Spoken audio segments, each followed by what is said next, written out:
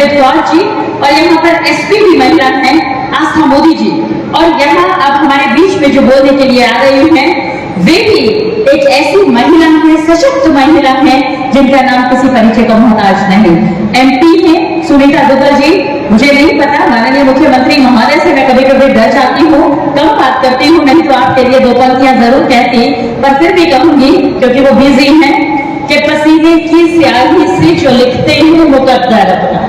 पसीने की स्याही से जो लिखते हैं मुकद्दर अपना, उनकी तकदीर के सफे कभी कोरे नहीं होते, उनकी तकदीर के सफे कभी कोरे नहीं होते। जोरदार तालियों से अभिनंदन करें माननीय सांसद महोदय का।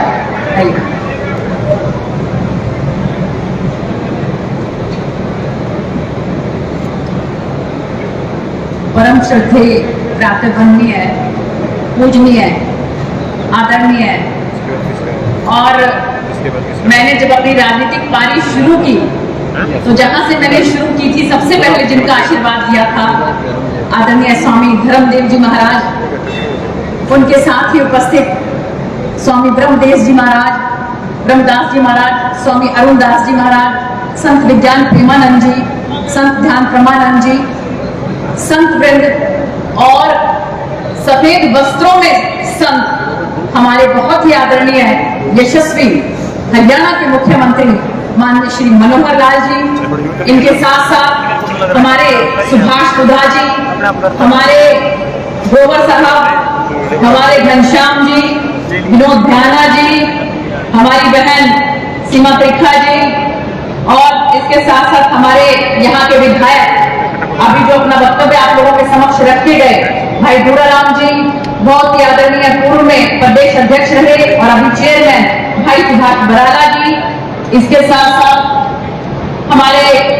विधायक रतिया से लक्ष्मण नापा जी, सम्मानित मंच, अगर कोई नाम छूट गया हो तो मैं क्षमा चाहती हूँ, हमारे जगदीश चोपड़ा जी बैठे, कंबोज साहब बैठे, हमारे चेयरमैन साहब हिसाब से बैठे हैं सरदाना जी, और सम्मानित मंच और मेरे समक्ष बैठे हुए सम्मान के योग्य मेरे बड़े बुजुर्गों, माताओं, बहनों और प्यारे भाइयों, तो मैं माननीय प्रधानमंत्री श्री नरेंद्र मोदी जी को इस बात के लिए धन्यवाद करना चाहती हूँ कि उन्होंने न केवल हमारे स्वतंत्रता सेनानियों को याद किया है, बल्कि उनको भी याद किया है जो अनसंग हीरो है, कि जिन्होंने इस आजादी के लिए अपनी जान गंवाई, बंटवारे में गंवाई, लेकिन वो भी, उनका भी कोई ना कोई मायना है इस स्वतंत्रता में, उनका जो योगदान है उसको हम भुला नहीं सकते। इसलिए माननीय प्रधानमंत्री जी ने जो पिछले वर्ष से ये शुरू किया कि 14 अगस्त को विभाजन विभीषिका के तौर पर हम कार्यक्रम का आयोजन करेंगे और याद करेंगे अपने उन अनसंग हीरो को जिन्होंने अपनी जान गंवाई। जैसे ही अभी हमारे दूराराम जी बता रहे थे कि किस तरह से उस त्रासदी में लाखों लाख जो हैं उन्होंने अपनी जान गंवाई, और उसके बाद कैसे अपनी धरती को, देखिए दो बात सबसे ज्यादा जरूरी होती है, एक वो माँ जो पैदा करती है और दूसरा जहां पर आप पैदा होते हो, जिस धरती पर आप पैदा होते हो, उस धरती को छोड़ना आप सोच सकते हो कि कितना कष्ट हुआ होगा, कितनी तकलीफ हुई होगी, और उसमें भी कुछ आपके अगर रिश्तेदार वहीं रह जाते हैं, कुछ यहाँ आ जाते हैं, कुछ बीच में छूट जाते हैं, आप सोच सकते हो कि उस समय की क्या विभीषिका हो रही होगी। ऐसे उसमें यहाँ पर हमारे जो भी आदरणीय यहाँ तक पहुंचे, उन्होंने अपने बलबूते के ऊपर अपनी जगह बनाई। मैं बहुत बहुत इस बात के लिए हर जगह पे ये बात कहती हूँ, जहां कहीं पर भी किसी भी समाज का कोई कार्यक्रम होता है तो मैं ये बात हमेशा कहती हूँ कि अगर आपको किसी समाज से सीखना है तो वो पंजाबी समाज है जिससे आप सीख सकते हो, क्योंकि इस समाज ने किसी तरह की कोई रिजर्वेशन नहीं ली। इस समाज ने अपने पैरों के ऊपर कैसे खड़ा हुआ जाता है ये सबको सिखाया है, बल्कि कई बार तो उसके बाद जैसे जैसे ये समाज तरक्की करता रहा तो हमारे, क्योंकि मेरी पैदाइश जो है वो रोहतक की है, माननीय मुख्यमंत्री जी भी रोहतक से हैं, बल्कि रोहतक में कार्यक्रम में तो मैंने कहा था कि तुसी साडे मामा जी हो, तो उन्होंने भी मैंने 500 रुपए दिते कि ठीक है तू मेरी भांजी है, तो रोहतक से ही मेरी पैदाइश है, रोहतक से हमारे माननीय मुख्यमंत्री जी हैं। तो मैं ये बात कह रही थी कि वहां पर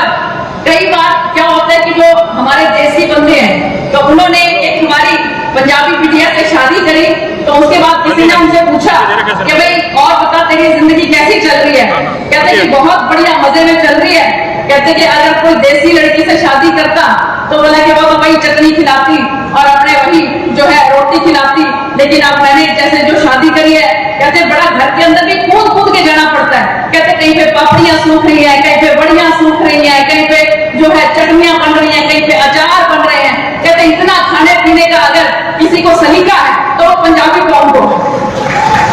ओढ़ने पहनने का सलीका अगर किसी ने सिखाया है तो पंजाबी कौम ने सिखाया। तो सच में अगर कुछ सीखने का है इस कौम से, आगे बढ़ना है अगर, तो इस कौम से जरूर सीखना चाहिए। मैं तहे दिल से धन्यवाद करती हूँ माननीय मुख्यमंत्री श्री मनोहर लाल जी कि सच में सफेद वस्त्रों में हमारे संत हैं। जैसा कि अभी बुढ़ाराम जी बता रहे थे कि जितनी यहाँ पर दिक्कत आई बाढ़ के समय में, एक एक मिनट की खबर माननीय मुख्यमंत्री जी ले रहे थे। कम से कम भी 15 से 20 बार तो मेरी माननीय मुख्यमंत्री जी से इस बारे में बात हुई होगी, और उन्होंने सिरसा के लिए भी और फतेहाबाद के लिए भी,